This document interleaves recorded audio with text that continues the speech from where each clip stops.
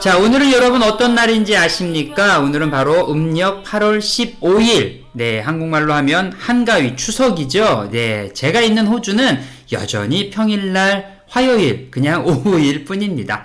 안녕하세요. 저는 임 대표고요. 오늘 여러분 추석을 맞이해서 새로운 책 신간서적, 여러분 혹시 좋아하시나요? 김애란 작가. 와우, 여러분 너무나 잘 아시고 제가 설명을 따로 드리지 않아도 잘 아실 만한 작가, 두근두근 내 인생, 여러분 잘 아시는 것처럼 달려라 아비, 침이 고인다, 여러 가지 최고의 책들을 낸 우리 김애란 작가의 아주 신작이죠. 신작책 소설 이 중 하나는 거짓말을 여러분과 함께 나눠보도록 하겠습니다. 안녕하세요. 저는 임 대표고요. 호주 여긴 지금 멜번인데요. 제가 시드니와 멜번을 왔다 갔다 하면서 지내고 있는데 지금 멜번에서 여러분들과 함께 책 소개를 해드리도록 하겠습니다. 오늘 소개시켜드릴 책은 이 중 하나는 거짓말이라는 책인데요. 김애란 작가의 책이고요. 문학동네에서 이번에 8월 27일에 나왔습니다. 자, 김애란 작가 여러분들 많이 좋아하실 텐데요. 오늘 이 책 좀 소개하면서 오랜만에 나온 이 책, 13년 만에 나온 책인데 여러분들 어떤 내용이 담겨있는지 함께 나눠보도록 하겠습니다.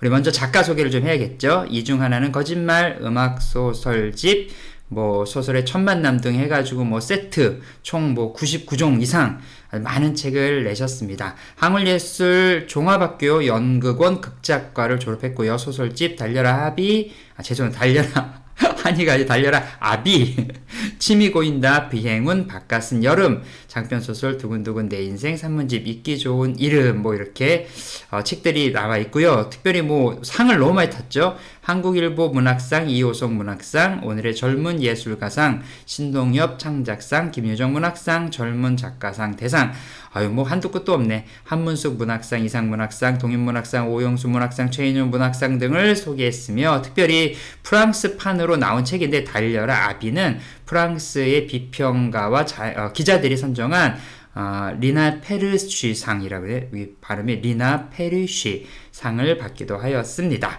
자, 이 책을 오랜만에 13년 만에 낸 우리 김애란 작가가 책에 대해서 이제 한마디 한 게 있는데 그걸 좀 한번 같이 나눠드리도록 할게요. 이 소설을 쓰며 여러 번 헤맸고 많이 배웠습니다. 그 과정에서 잃은 것도 얻는 것도 있지만 작가로서 이 인물들이 남은 삶을 모두 잘 헤쳐나가길 바라는 마음만은 변함이 없었습니다. 삶은 비정하고 예측 못할 일투성이나 그럼에도 우리에게 이야기가 있다는 사실에 감사한 시간이었습니다. 삶은 가차없고 우리에게 계속 상처를 입힐 테지만 그럼에도 우리 모두 마지막에 좋은 이야기를 남기고 의미 있는 이야기 속에 머물다 떠날 수 있었으면 좋겠습니다. 저도 노력하겠습니다.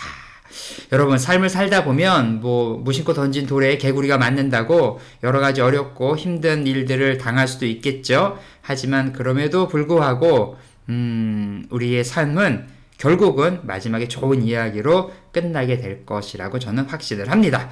어쨌든 간에 그래서 이 책을 오늘 여러분과 함께 소개를 시켜드리고요. 이 책이 여러분 고민씨라고 여러분도 혹시 배우 아시는지 모르겠는데 여자 배우가 이 책을 또 이 김애란 작가를 너무 좋아하고 신작 이 책이 나왔다고 방송에서 인터뷰에서 좀 언론에 이렇게 얘기하면서 또 책들이 다시 한번 또 주목을 받는 것도 같습니다.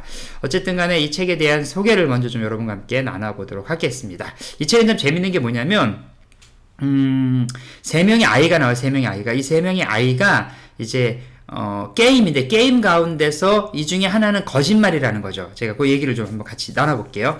자, 일단 이 책 이 중 하나는 거짓말이 이 문학동네에서 이제 출간이 되면서 이 전에 차기작이 어떤 것을 준비하냐라고, 그러니까 이 책이 나오기 전이죠.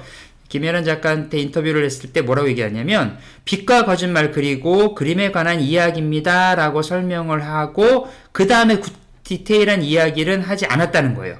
그게 언제냐? 2002년도. 와우. 2002년도에 작품 활동을 시작해서, 2002년도에 작품 활동을 시작해서 작가 활동으로 23년 차를 접어들고 있는데도 불구하고 상당히 신중하게 자신의 작품에 대해서 이제 얘기를 했다는 거죠. 그리고 이 책이 나오기 전에 내용에 대해서 구체적으로 얘기하기보다는 아까 제가 말씀드린 것처럼 빛과 거짓말 그리고 그림에 대한 이야기입니다 라고만 얘기를 하고, 특별히 이 소설 안에 보면 이렇게 그림도 같이 그려 넣은 것들이 있어서 면에서 상당히 독특한 형식을 가지고 있는 것 같아요.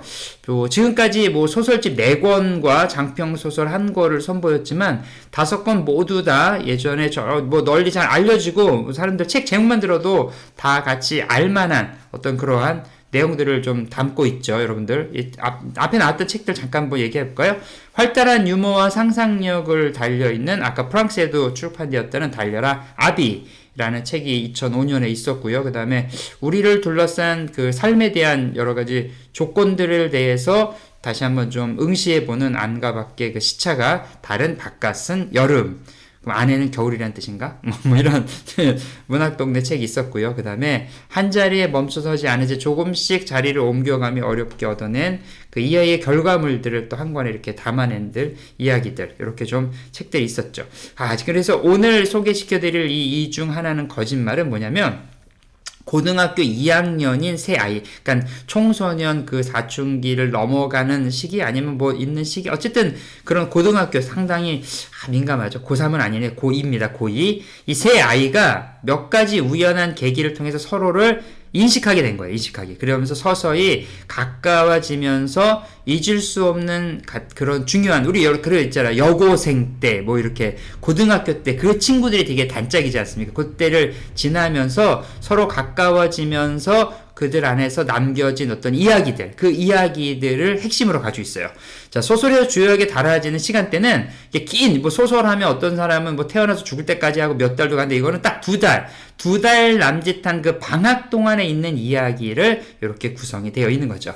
자, 새 아이의 시점을 갖다 오가면서 서서히 진실이 밝혀지는 독특한 구성을 가지고 있는데, 이제 현재에 다다르게 된 인물들의 그 어떠한 총체적으로 경험하게 되는 것들을 통해서 결코 길지 않은 이 소설 안에 무엇보다 광활하게 느껴지는 어떤 이런 문제점들, 그 다음에 사람의 마음에 대한 생각들을 이 소설에 좀 녹아내린 것 같습니다. 무엇을 어떻게 말할 것인가에 대한 문제 앞에서 깊이 고심한 끝에 완성한 이 중 하나는 거짓말이란 책은 소설의 구조에 대해서 고민을 어떻게 하는지, 인물에 대한 이해와 연결이 되어지는지, 마지막에 어떻게 감동을 주는지를 제시하고 있다라고 이 책에 대한 소개에 이렇게 좀 쓰여 있어요. 이 책 속에 있는 내용에 이런 내용이 또 있네요. 누군가의 눈동자에 빗을 새겨 넣을 때 붓끝에 아주 적은 양의 흰 물감을 묻혀야 하는 것처럼, 소량이지만 누군가의 영혼을 표현하는 데 꼭 필요한 그 무엇처럼 이 김혜란 작가는 누군가의 영혼들을 그렇게 좀 결부시켜서 요약한 인물들의 그 다면적인 그들의 마음과 중적인 삶의 특유한 것들을 갖다 아주 간결한 문체들로 이렇게 만들어져서 책을 구성해 내었습니다. 자, 이 책에 비밀이 있고요. 그 비밀을 갖다가 이제 좀 파헤치는 느낌이죠. 추리소설 같은 느낌은 아닌데요. 그래도 어쨌든 간에. 자, 책의 제목이 이 중 하나는 거짓말인데, 이게 왜 그러냐면 소설 속에 담임 선생님이 만든 자기소개 게임이 있어요.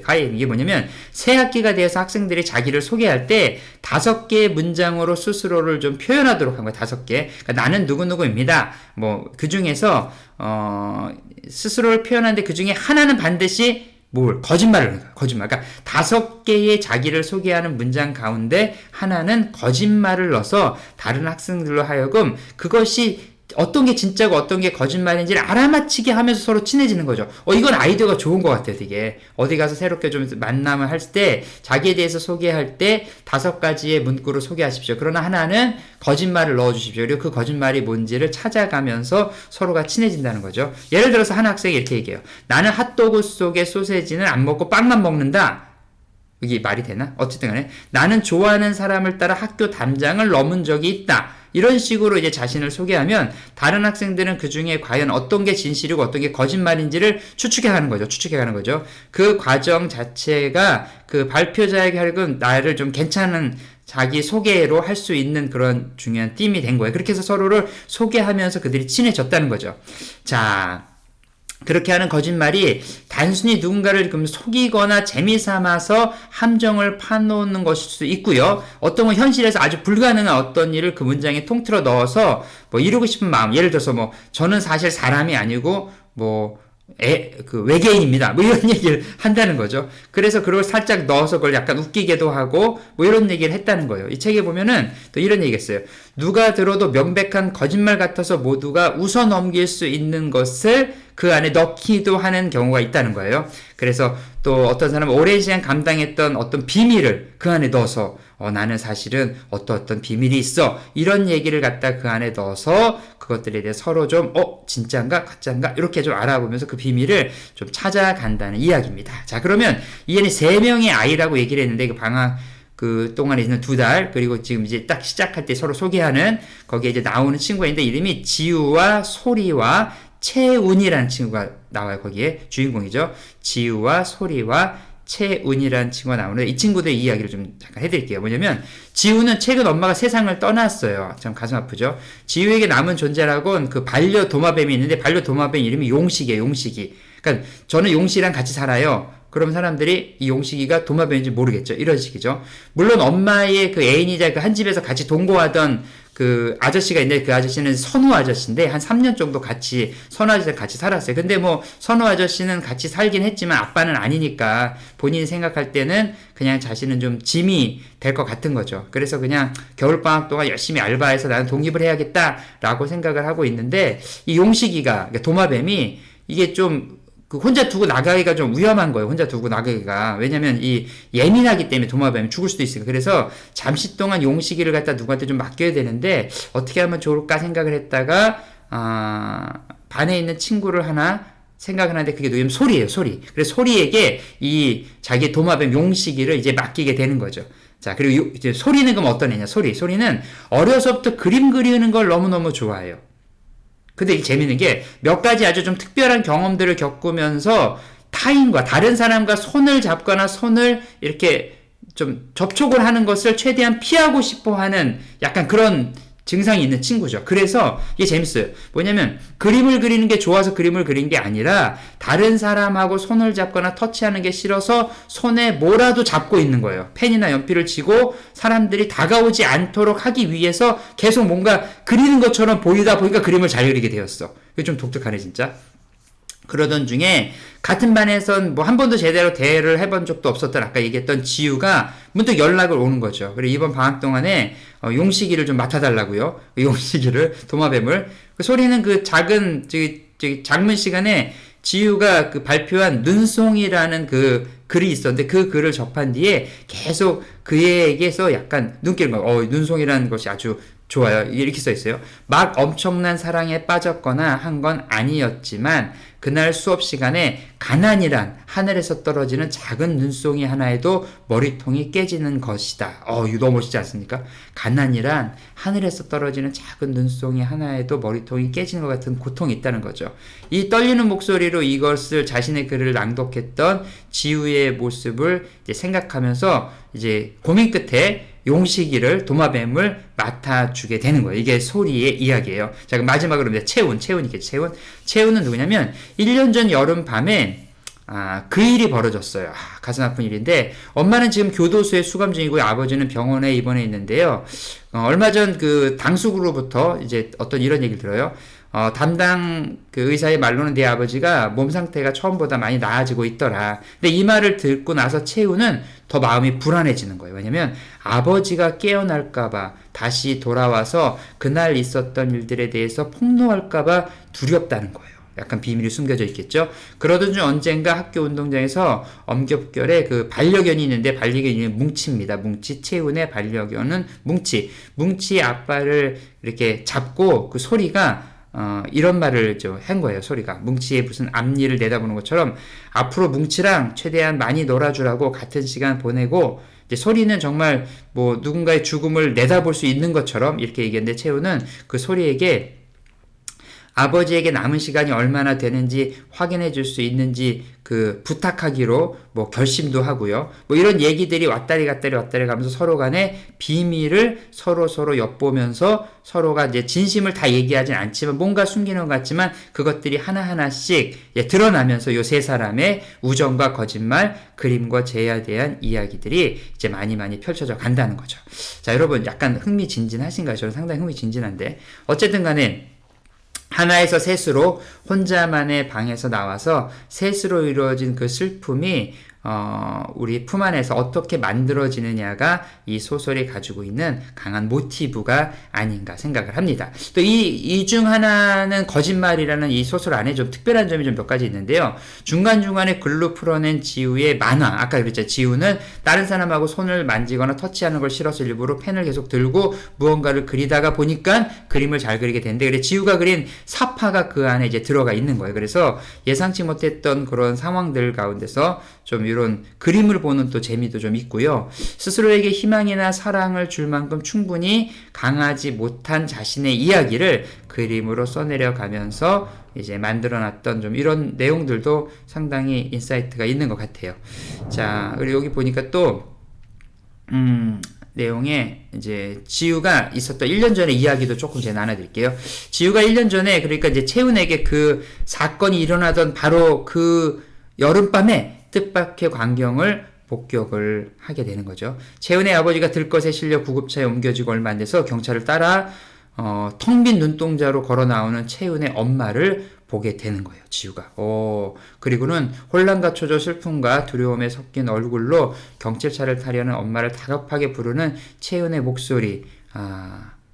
그리고 목소리가 이제 막 들리는 듯 하는 거죠. 그리고 주변에서는 저 여자가 그랬대, 저 여자가 그랬대 라고 이렇게 수근수근 거리는 얘기들 막 들리는 거, 이런 것들 이제 지우가 목격한 거예요. 평소 지우는 자신과 같은 빌라 단지에 살면서도 가족과 화목하고 풍족해 보이는 채은에게 대해서는 남몰래 이렇게 부러움을 느끼고 있었는데, 자신의 엄마가 일하는 돼지갈비집에 가족들과 함께여서 외식하는 채은을 볼 때마다 와, 정말 부럽다라고 생각을 했는데, 이상하죠? 아버지는 실려가고 엄마는 경찰차를 사고 가는 거, 이런 것들을 보면서 뭔가 의문이 또 남기게 되는 거죠.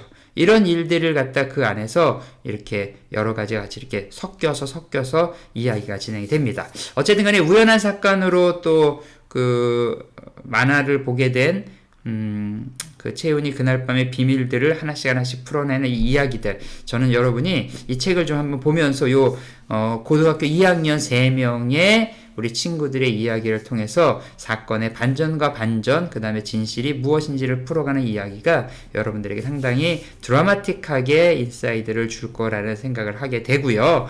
누군가를 오해하고 자신이 몰랐고 잊었던 것들을 다시 한번 생각해보는 그러한 시간이 될 거라고 생각을 합니다. 자, 이 책 여러분들 한번 꼭 사서 보시면 좋을 것 같고요. 이 책의 또 내용들을 제가 뭐 소설 다 얘기하면 또 스포가 되니까 말할 수 없고요. 여러분 보시면서 천천히 하나씩 여러분 살펴보시면 이게 되게 인물과 인물들 간의 감정의 교류들을 통해서 새로운 것들을 많이 느낄 수 있을 것 같습니다. 어쨌거나 김연한 작가는 뭐라고 얘기했냐면, 인물들의 이야기를 하면서 수도 없이 많은 것들을 고쳐 쓰고 눌러 쓰고 하면서 내 삶을 다시 한번 되돌아보는 기회가 되었다라고 이 책 소개에 또 작가의 평에 좀 놓여있는 거 보니까 여러분들 오랜만에 13년 만에 나온 이 책이 여러분들에게 새로운 인사이트를 주지 않을까 생각을 합니다. 자, 그럼 목차를 좀 볼까요? 목차는 아주 간단합니다. 그냥 이 중 하나는 거짓말 해가지고 쭉 이제 230페이지 정도 책에 쫙 되어 있고요. 그 다음에 이제 작가의 말로 또 마지막을 딱 이렇게 엔딩을 가지고 있습니다. 그럼 책 속에 있는 내용도 좀 함께 읽어드리도록 하겠습니다. 먼저 페이지 8페이지에 있는 내용인데요. 이렇게 써 있어요. 지우는 어려서부터 지우개를 좋아했다.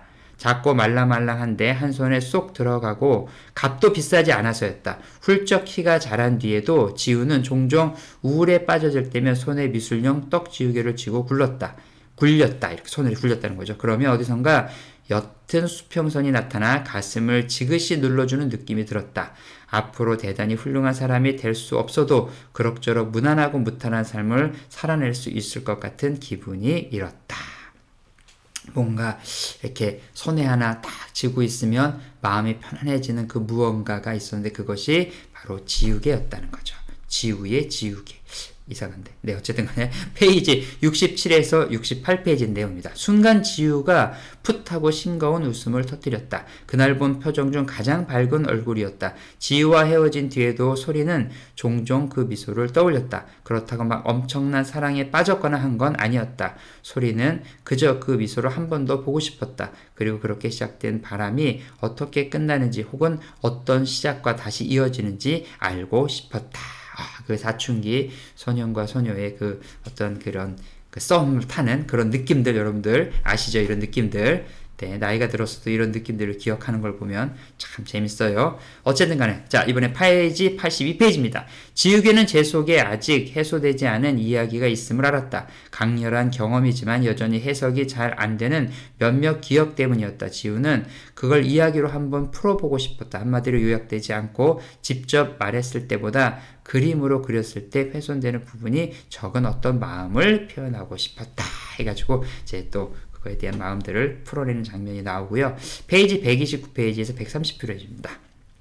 소리는 가끔 엄마가 어떻게 그렇게 자기의 꿈과 깨끗이 작별할 수 있었는지 궁금했다. 엄마는 그저 다음 단계로 간 것뿐이라며 작별한 건 맞지만 깨끗이 헤어진 건 아니라고 했다. 대부분의 어른이 그렇게 사는데 그건 꼭 나쁜 일도 좋은 일도 아니라고 하면서 자, 그 꿈을 꾸고 있는데 어른들은 어떻게 그 꿈을 그렇게 잊어버릴 수 있을까? 자, 사실 잊어버리는 건 아니죠. 묻어놓고 사는 거죠.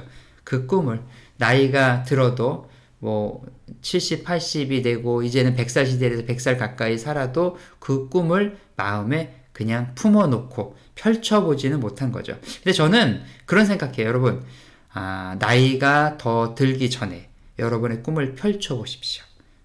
펼쳐보십시오. 작가가 꾸민 분들은 매일매일 SNS에 짧은 글도 좋고요. 가수가 꾸민 분들은 그냥 요즘 뭐 저렴하게도 뭐 이렇게 워낙 시스템이 잘 돼 있어서 뭐 노래 같은 거 한 곡씩 만들 수도 있고 하니까 해보십시오. 그럼 됩니다. 자, 마지막으로 페이지 195페이지에서 196페이지입니다. 먼 데서 온 그 빛은 사방의 묘석뿐 아니라 소리의 머리통도 따듯이 되었다. 아직 자라는 중인 여전히 자랄 것이 남은 한 여자아이의 정수리를 그 빛은 마치 옛 화가들이 누군가의 눈동자의 빛을 새겨 넣을 때 붓 끝에 묻힌 아주 작은 양의 흰 물감 같았다. 소량이지만 누군가의 영혼을 표현하는데 꼭 필요한 것 같았다. 해서 이 소설의 내용들이 전달되었습니다. 자, 오늘 여러분들에게는 또 신간소설이죠. 김혜란 작가의 아주 이중 하나는 거짓말. 자, 여러분 소설은 꿈을 꾸게 만드는 영향력이 있는 것 같아요. 오랜만에 소설 한 권 잡으시고 여러분들도 풍성한 또 한가위 맞이하셨으면 좋겠습니다. 저는 임 대표였고 여러분들 이 책이 도움이 되셨다면 구독과 좋아요 부탁드리고 다른 분들에게도 추천 부탁드리겠습니다. 임 대표는 다음에 또 다른 책으로 뵙겠습니다. 그럼 여러분들 풍성한 한가위 되세요. 화이팅!